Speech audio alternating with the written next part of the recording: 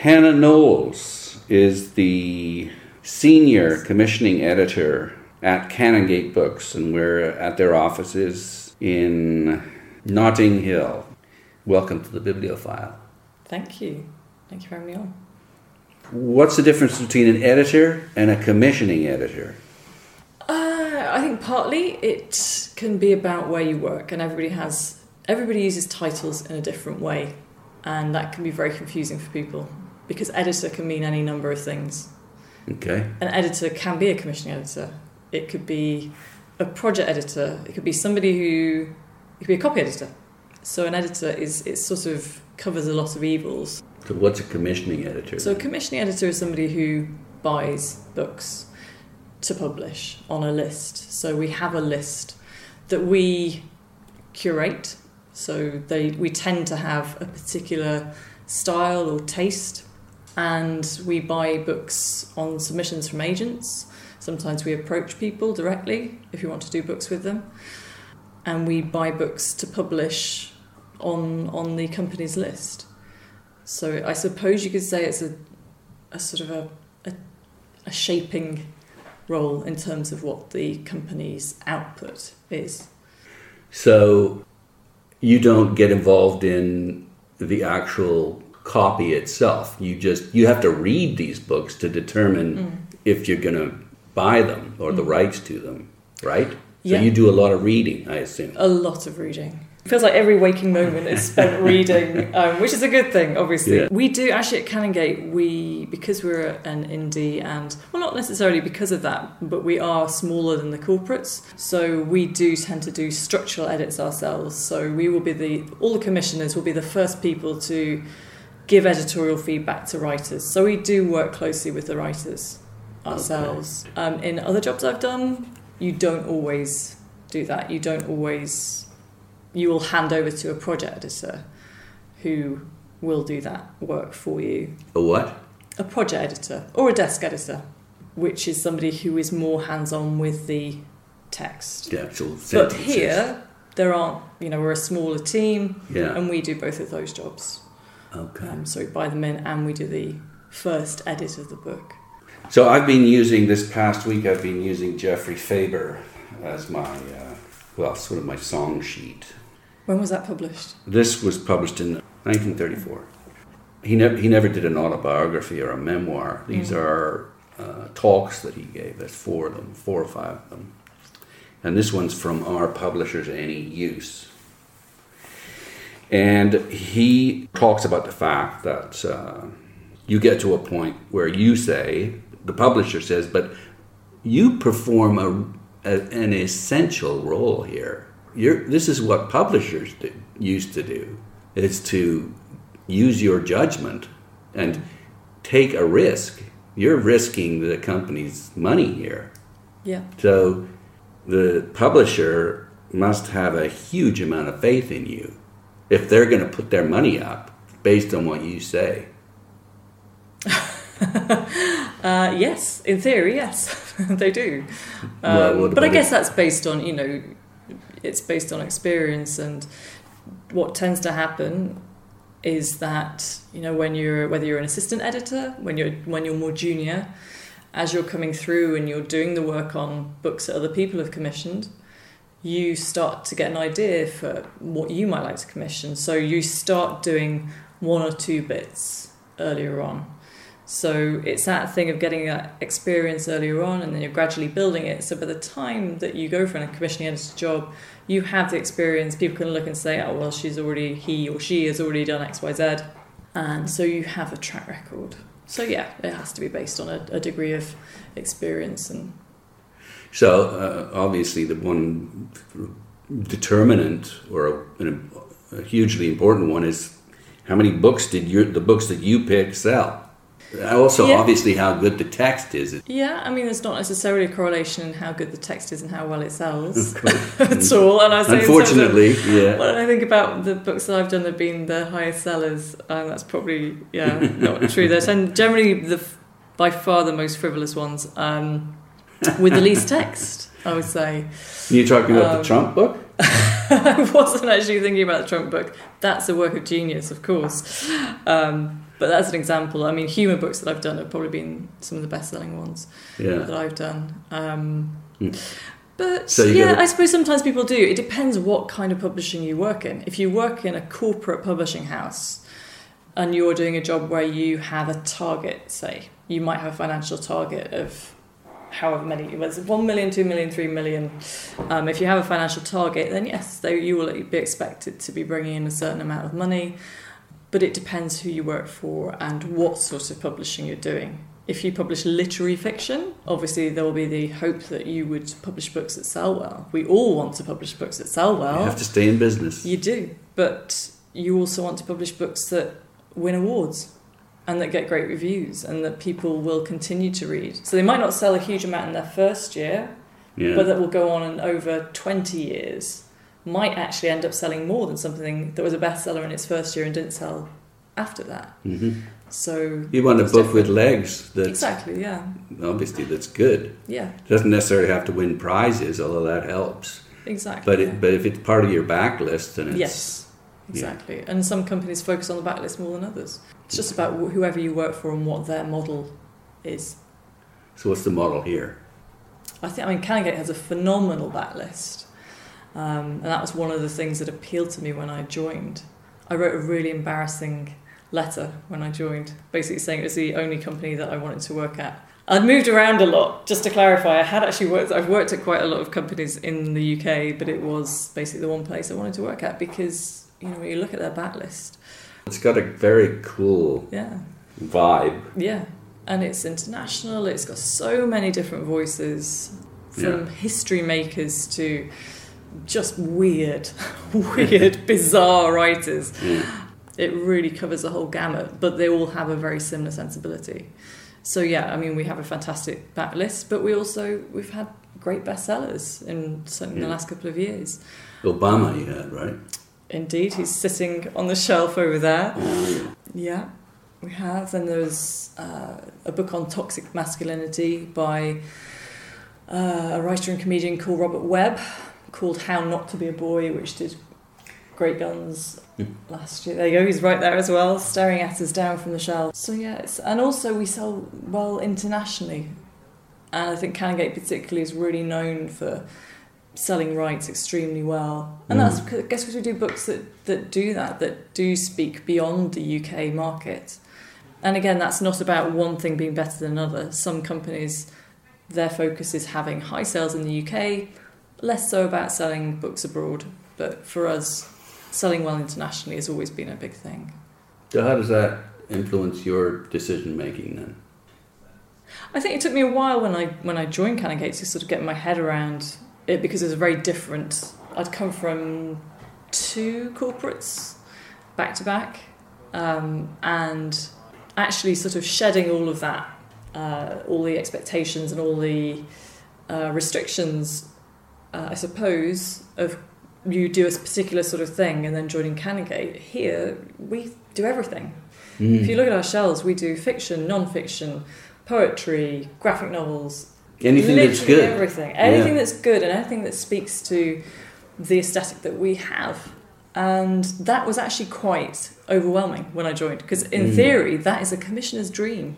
You want to have that. You want to be told to do anything. Right? Exactly. Anything that works, that you love, you can go for. The theory of that is fantastic, but the reality is you sort of freeze. If you can do anything, then well, what do you do? So it took a while to just sort of get the feel of it, get the feel of where what I could do fitted in. But I think it's the list has always been extremely inclusive here at Canongate. That fits in with my own beliefs of what a list should be.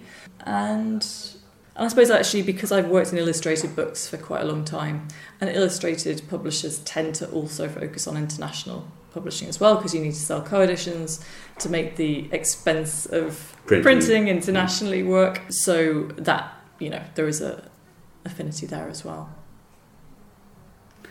So let's get back to Geoffrey. He talks about the point where you arrive at perhaps this is worth publishing.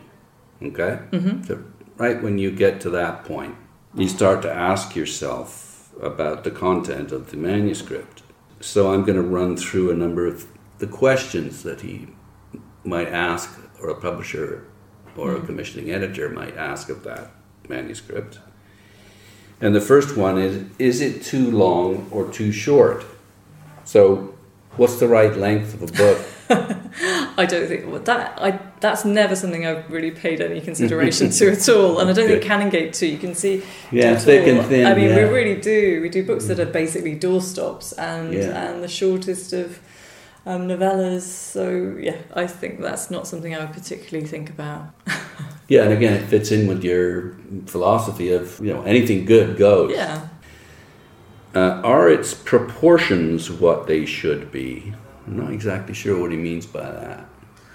No, nor am I. Unless he's meaning if books were coming to him fully formed, but you wouldn't imagine that would be the case. So, okay, let's skip that. Not sure. Is this passage or that redundant? That's getting down to the nitty gritty, right? Yeah, I think for me, I can't speak for every commissioner, but I would imagine for most of us, it's more about whether the manuscript as a whole works. If there are lots of passages where things aren't working or it could be removed, then there's a problem. But if as a whole the manuscript's great and you're engaged with it and you are excited by it, you're not going to be that bothered by one or two redundant passages. If you've got a whole bunch of redundancy, then obviously you're not going to go with it. Yeah, your attention will have wandered by then. I often ask this question, but it's a good one. How long does it take for you to determine that a book is good or no good? Yeah, I've been asked that quite a lot, and I would say, and I think quite a lot of commissioners say, we read the first 50 pages, but it's easy to say that. In the first 50 pages, you can determine if somebody's a good writer. Mm-hmm. Good style. Good style, and whether what's happening is intrigued you enough to read on. But the reality is, if something is well written, 50 pages isn't enough. You have to read on. And generally, actually, you have to read the end. So it tends to be the things, either that or, while I say we can all commission whatever we want at Canongate, we do all have our particular areas. So I, for example, will never publish a serious history book. And I'm not going to do a book on, popular science, because it's just not my territory at all. So if something comes in that's that, I will know within the first paragraph. I'll know from the agent's pitch, and then I will say, actually send it through to my colleague, who then complains because I'm just dumping work on them. But you get the idea. So if it's not to my taste, or if it's better for somebody else, or if it's better for another publisher, you'll actually take the trouble to tell the writer. Always, yeah. You might want to consider this. Yeah, always. And even with agents, if they've tried and they sort of feel like they're banging their head against a brick wall, often people move around a lot in publishing. Mm-hmm. So they might not know that a certain editor has just moved and gone to a different publisher, and actually the book could work with that editor in that publisher. Right. So and I think generally we're on the author's side. We want books. Yeah. We want books that we can buy. Mm-hmm. We don't start reading a submission thinking, I want to turn this down. Mm-hmm. So you want to be excited. Yeah, and you want, I've lost out on books in auctions, and been absolutely heartbroken. But I'm thrilled that the book is out there, because it's got to be about more than the ego. Yeah. Ultimately. So tell me about the auctions. About ones that I've lost out on, or just generally, what are they and how do they work? I don't tend to get into that many of them. I suppose because I don't tend to go for the more commercial books. That's not to say it's always commercial books that get into auctions, but auctions are when an agent has gone out with a submission, and lots of editors want to buy it. So the agent then has to set ground rules about offers. You have a date for your first offers to be in. And then there can be lots of different ways of doing it. It might be they say, okay, all offers over a certain amount can proceed to the next round. Or they could say the ones that the author feels the best rapport with, they will move to the next round. So, there are lots of different ways of doing it. But essentially it means lots of people are interested in one book. They all want to buy it. And it's a bit of a fight. And of course that's what the author wants if their goal is to make as much money as they can off it. Yes, I always think it must be a very hard position to be in, particularly as a first-time author, to be in an auction, I think it must be really, really hard to make that choice because you've no idea, and that could be, that could be the next however many years of your life. You've committed to that relationship. You haven't lived together. No, exactly. You're not lived together. You're not spending time together, and it is a gamble. So I don't envy them that at all. Okay. Is this passage obscure? I suppose from speaking with a Canongate hat on, the more obscure the better. We do obscure very well. There's a book. I'm not going to try and pronounce the author's name because I'll get it wrong. But a book called Cold Skin. Cold Skin? Yeah. Okay. It's so sort of surreal, speculative fiction, and it's just bizarre. It's utterly bizarre and involves a lizard-like creature, shall we say, that this man who's in a lighthouse, there's no other people around apart from one other man who ends up in this place, this deserted, godforsaken place, and he ends up dressing up this lizard as a woman to have sex with it because there's no women around. The whole thing is just, you can't get more obscure than that, really. So, so I would say that doesn't put us off, particularly. Also, I don't know what he means by obscure. Well, I suppose difficult for the reader to understand or relate to, or that's not just my guess, but I don't know if I can relate to cross-dressing lizards. No. But me neither. Again, if it works on to start with and keeps you reading, it does indeed. And again, I guess the same holds for is this passage needlessly offensive? Same kind of thing. The more offensive, the better. No, not these days. Yeah, well, no, I think it's not. I think words have to, whatever context they're in, words have to serve a purpose, whether that be humour. And if you're being offensive for the purposes of humour, arguably the books are done with this writer, Rob Sears. There's a beautiful poetry Donald Trump, and there's Vladimir Putin, Life Coach. Arguably, if you read some of those, you could say that they're offensive. You'd also say both of these characters are offensive. Oh, completely. But if there is a purpose to that offence, is it to try and shock people out of ambivalence? Is it to provoke people to think about something in a different way? Then fine. But if it's just without any purpose, which he seems to be saying, then what's the point of it? Why are you doing it? Are you doing it just to try and get a response? In which case, that's lazy, really. Okay. This is an interesting one. Is this passage libelous? Sadly, that's a bit of a clincher, really, unfortunately. Yeah, libel laws have got stricter and stricter. Copyright laws have got equally stringent. We have to listen to the lawyers, unfortunately. So what? The lawyer, you basically pick out the passages and send them over to the lawyer? We, as a commissioner, you make an assessment when you get a book in.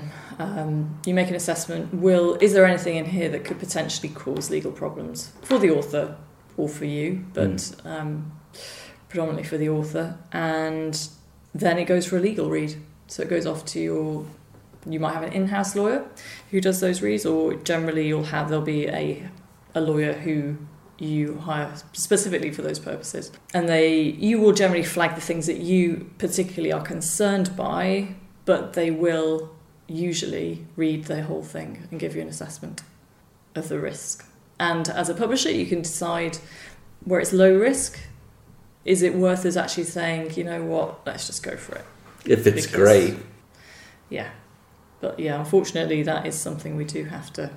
How often does that come up? On memoirs, all the time, really. Most memoirs, I think we generally just do it as default. Increasingly, I think parody's quite hard. Human parody. That's kind of, if it is parody, you don't have to worry, right? Well, in theory, the answer is yes. But if you look at books like The Trump or Putin. Well, Putin's going to kill you, and Trump's definitely going to sue you regardless. Exactly, but they're parody. But if they wanted to, yeah, of course they could. I think they wouldn't have a case, but just because something actually, in court wouldn't necessarily win, it doesn't mean people won't bring a case against you.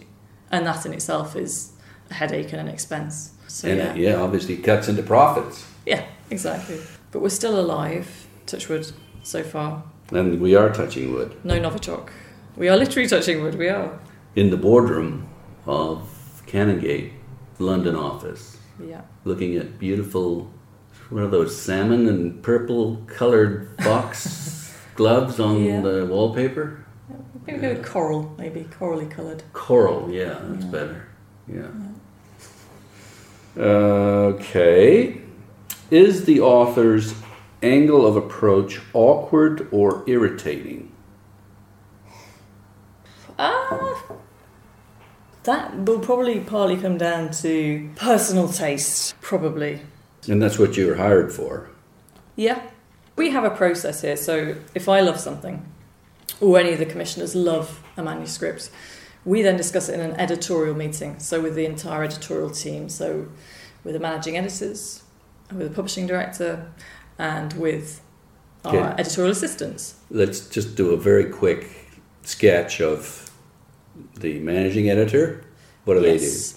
So they're the people that keep us, they keep everything on track, and they make sure the books actually happen. So they make sure there's a team, there's a copy editor, there's a proofreader, there's a typesetter, everybody working on the book. They arrange those teams, and they make sure that they set up schedules for books, they make sure those are stuck to as closely as possible, and they basically make sure that the books happen. They collate proofs. But so they come in after you've said yes? Yeah.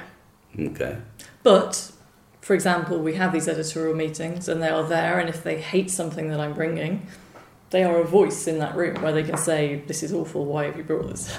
Okay. For example. So if I've brought a book into that meeting and I love it and everybody else hates it, it's very unlikely that it will then go through to our acquisitions meeting, which is where I'd pitch it to the rest of the company. So the heads of sales and marketing and publicity. And you pitched the fact that you want to acquire it? Yes. Okay, but so you need broad approval before you pull the trigger on it? Yeah, exactly. Okay. But we have that editorial meeting first. And who else was in that meeting, you said? Sorry, in the editorial or the acquisitions? Editorial. You named a couple. Everybody who works in editorial. So the commissioning editors, there's our publishing director. Okay. But he's also one of the commissioning editors, so I use the term loosely. It's very confusing because there are lots of titles. We have a publishing director. Typically, what does the publishing director do? Heading up the department, overseeing the strategy for the editorial department. So that person can overrule your decisions? Yeah, of course. I see. Yeah. That's all they do is overrule, or and support and encourage. Okay. And there's an editorial director here who commissions as well. And what does that editorial director do? Well, he manages. I don't manage anybody, for example, so I don't have to. Okay. I think it means he's got better people skills than I do. He doesn't have to. no. He's So he has more of a strategic role. So he has to deal with all the office politics. Or cause them. I don't know. No, that's a joke. That's a joke, Simon. If you're listening, that's a joke. Okay. So yes. So there's four of us who commission really.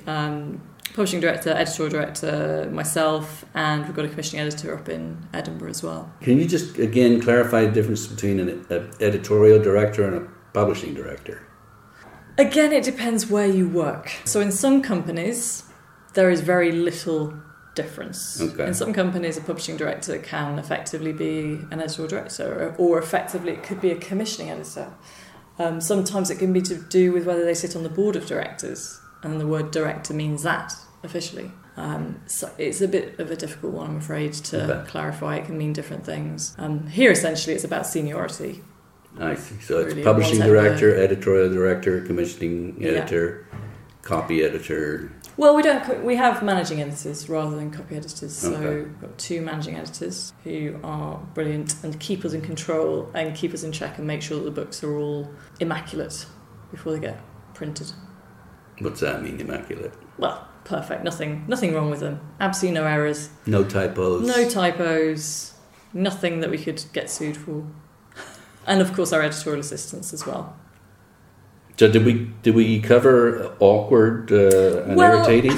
Essentially, you said it's just taste, right? It is. And if half a room finds something irritating and awkward, but the other half love it and think it's great, for us that's probably a good sign.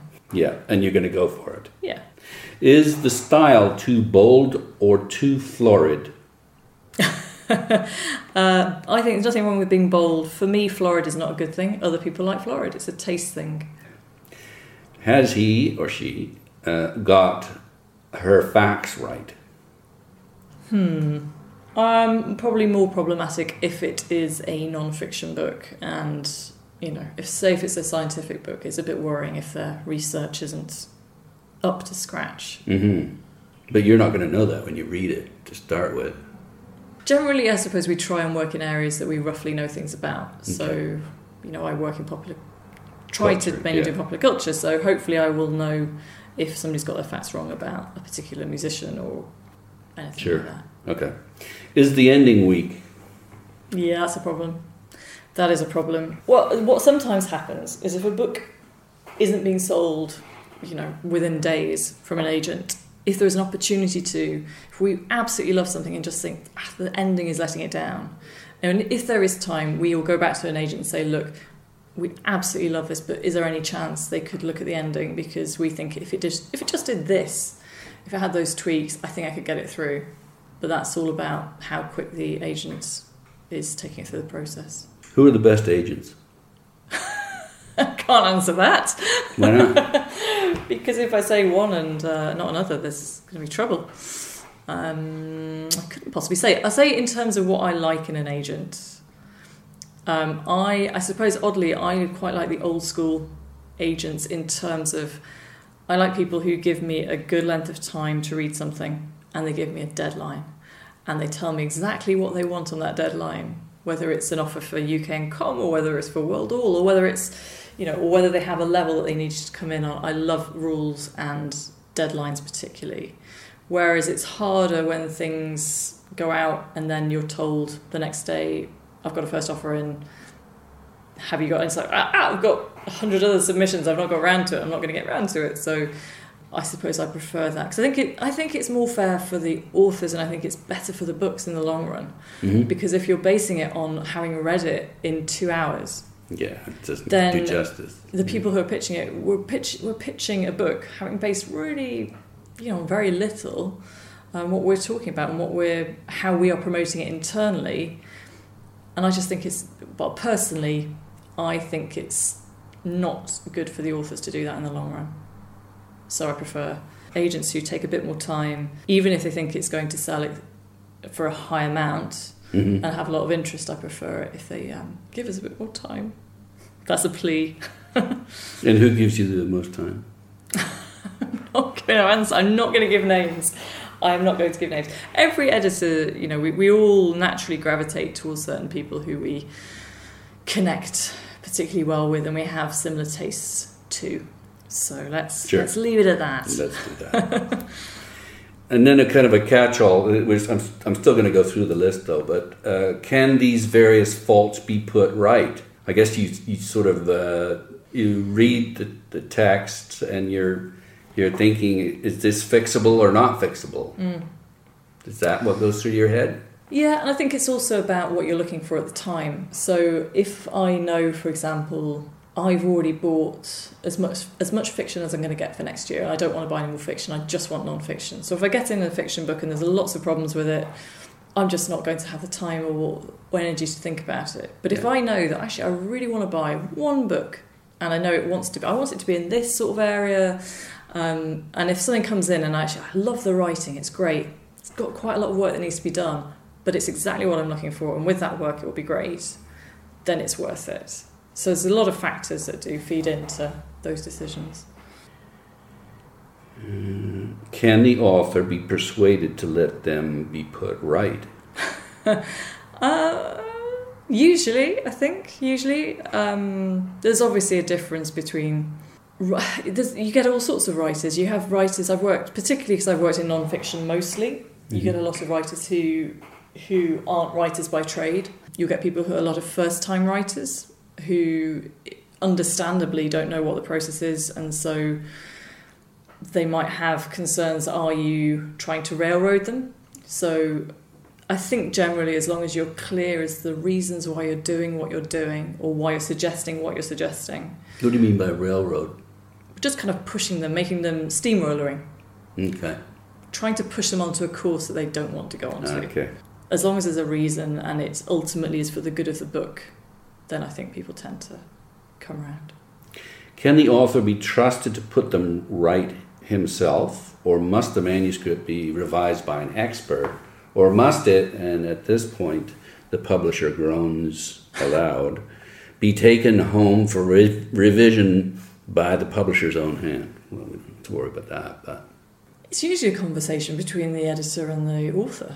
In my experience, I don't think I've ever had to get an expert to do that. I think when you read the manuscript on submission or the proposal, if you think that actually it needs an expert's work, then generally the book should have been written by an expert in the first place. Right, okay. So maybe that's your answer. Will people buy it? That's the question.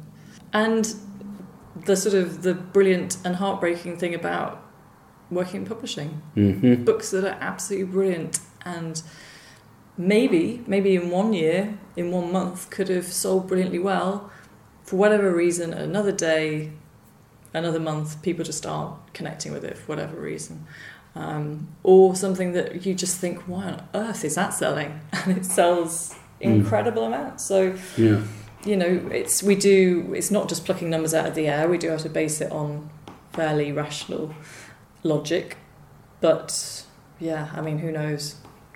We hope they will. We hope and believe that they will. Do you think that most great works see the light of day? That's an interesting question. I would say they probably see the light of day, but the light of day, yes, but not necessarily that many readers' eyes, perhaps. Mm-hmm. But great works will get published eventually, you think? I don't think that's necessarily true, no. Yeah, I find it a bit frustrating when people say, if it's good enough, it will be published. I don't think that's entirely true. I would hope that for the most part it's true. Yeah. But inevitably some writers have more opportunities to be put in front of a publisher than others do. Some may have absolutely none at all. So, yeah, I would say no, they don't all get to... Certainly don't get to our eyes or to the reader's eyes, necessarily.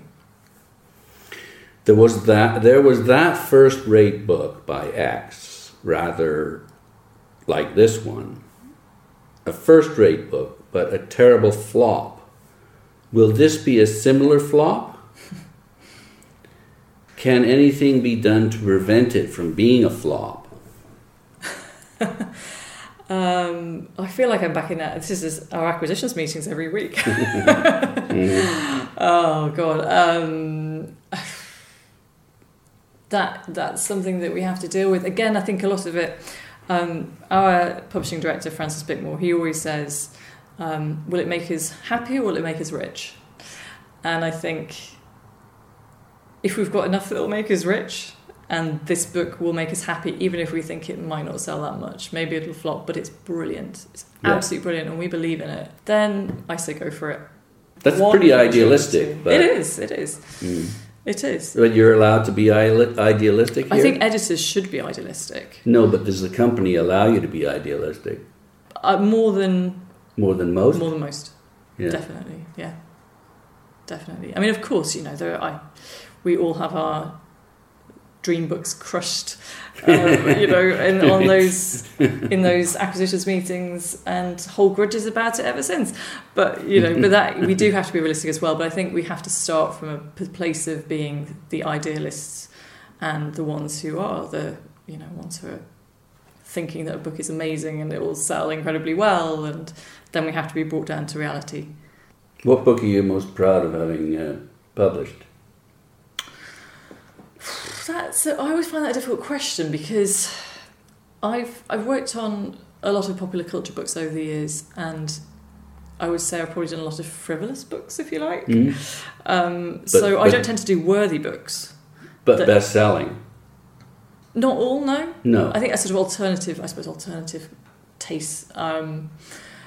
In terms of ones that I'm most proud of, before being here, I think one book that I sort of have a sort of little moment of, pride and joy when I see it, is by a guy called Tom Jones, not the Welsh singer Tom Jones. And he had a blog called Tired of London, Tired of Life. Is that Samuel Johnson? Yeah, exactly, yeah.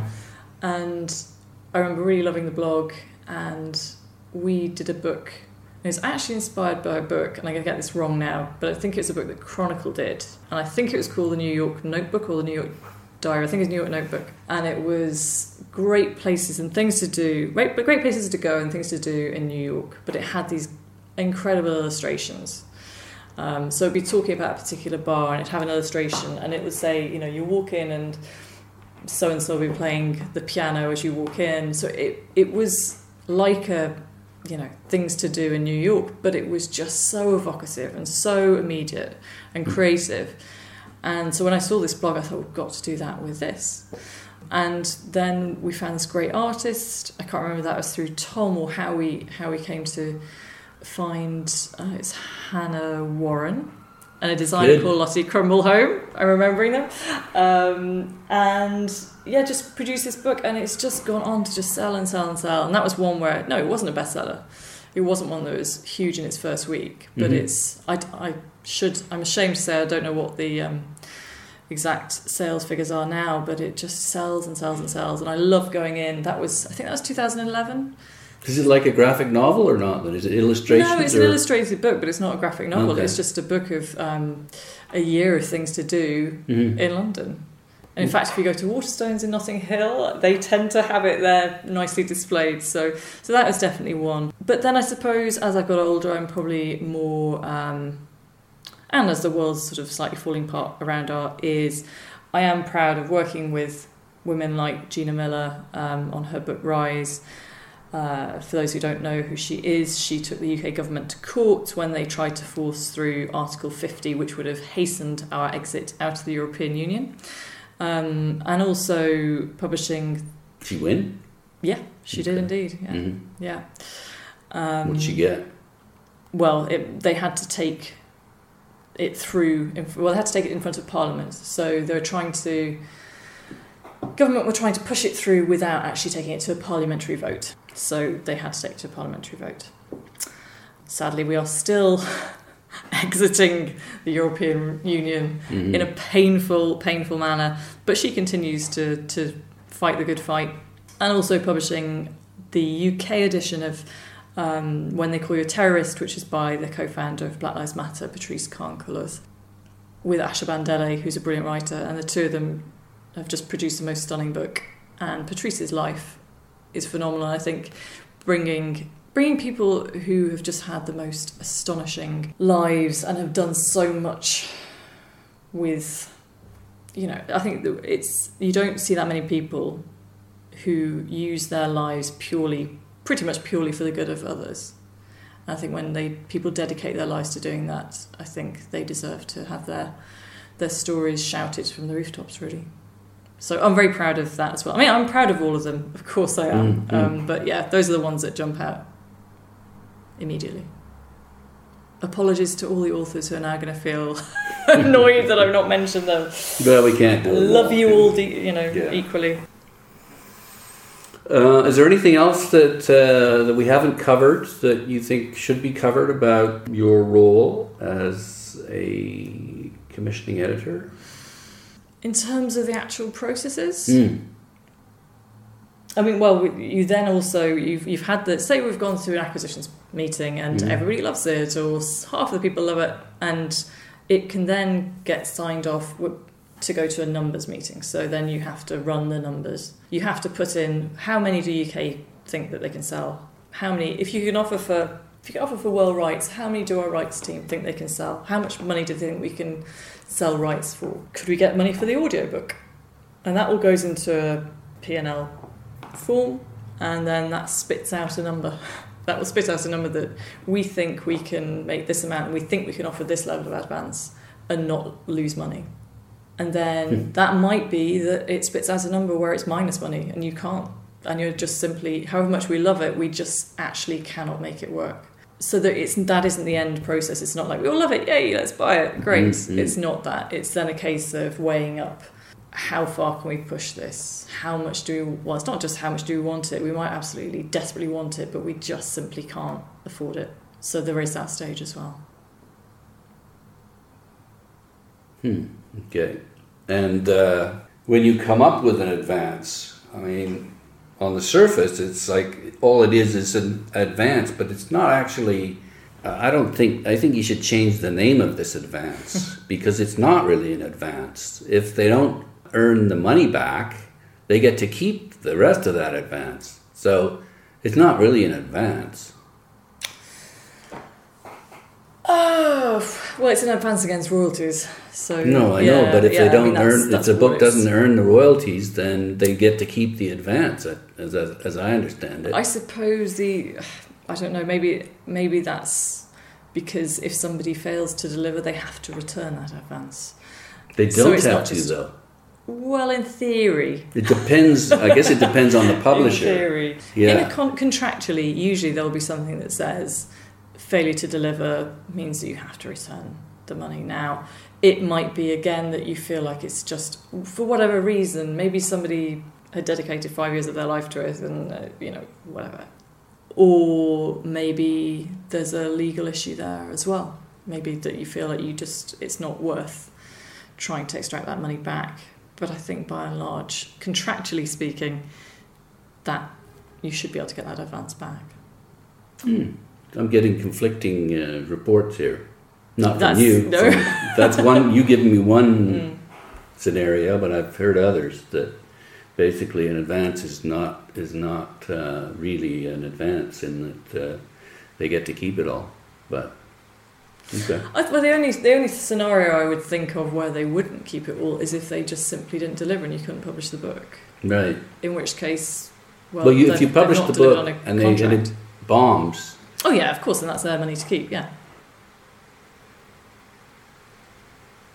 Sorry? So if we publish the book, if they have delivered the book, if they have actually delivered the manuscript, they delivered it, and we have published it, it just didn't sell very much, then absolutely they keep the advance. That's what I'm saying. It's really not against royalties, because if it doesn't sell, then they get to keep the money anyway. Yeah.